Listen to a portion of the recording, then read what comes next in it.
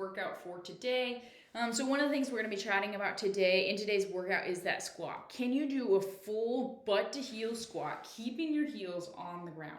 If you can't, that's going to limit your backside power. And if you watched the video from earlier this week, you know if you have limited backside power, you're going to have limited distance, limited velocity on that throw. So start off by watching with this video and checking your squat. Can you do a full butt to heel squat? In this video, I give you some potential options of why you might not be able to reach that depth. And if you can't reach that depth, it's really important to have a plan set in place. That way you are addressing what the problem is, whether it's a hip mobility problem, a core stability problem, an ankle mobility problem. Address the mobility problem so that as we strengthen, we can gain backside power, and that is going to tremendously help your distance and velocity on the ball. After that, you're gonna jump into this hip hinge. One of the reasons why you might not be able to squat is simply a technique problem where you can't bend at the hip. So we're gonna work on bending at the hip. Take your bat, put it all the way up at your spine. Every bit of your spine should be in contact with the bat all the way up to your head, and then work on bending at your hips.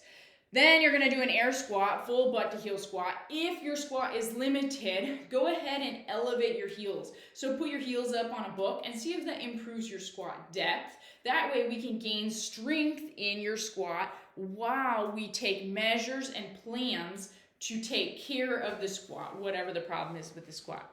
After that, you have a side glute bridge. We're going to be working on that glute power or your butt power. If you don't have a band, do it without a band. You'll still get some pretty good burn without the band.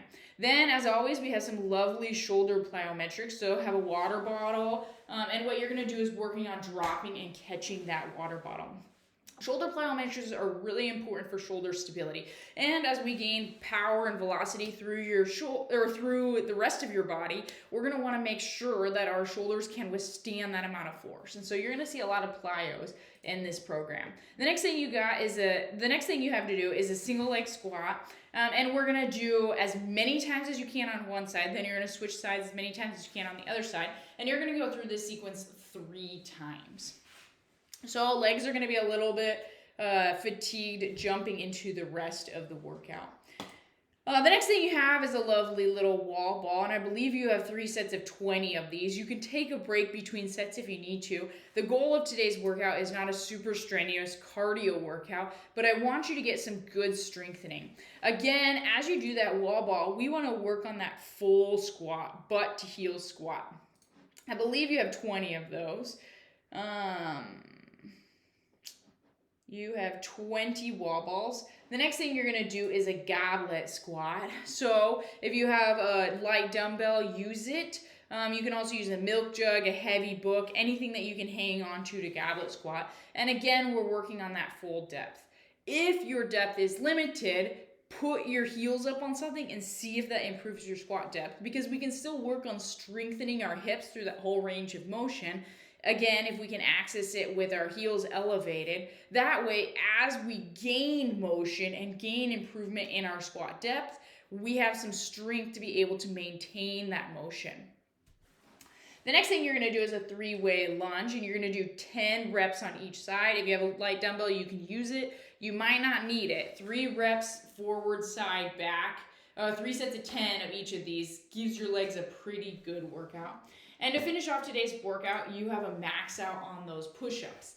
When we do push-ups, we want to make sure that our arms are 45 degrees or lower. Don't let your arms come up here, because that puts that anterior strain on your shoulders that we already get when we throw, and that is part of what compromises our labrum. So let's make sure we stay 45 degrees or closer to your side. Don't come up here. If you can't do a push-up, go ahead and go on your knees and then work on building up your push-up endurance from there. A push-up is just a moving plank, and there's a technique to doing a push-up that makes push-ups a lot easier. But again, the main thing we want to do is make sure that our shoulders stay safe and healthy while we're working on our strengthening. So anyways, that's a workout for today. Enjoy it and have a good day.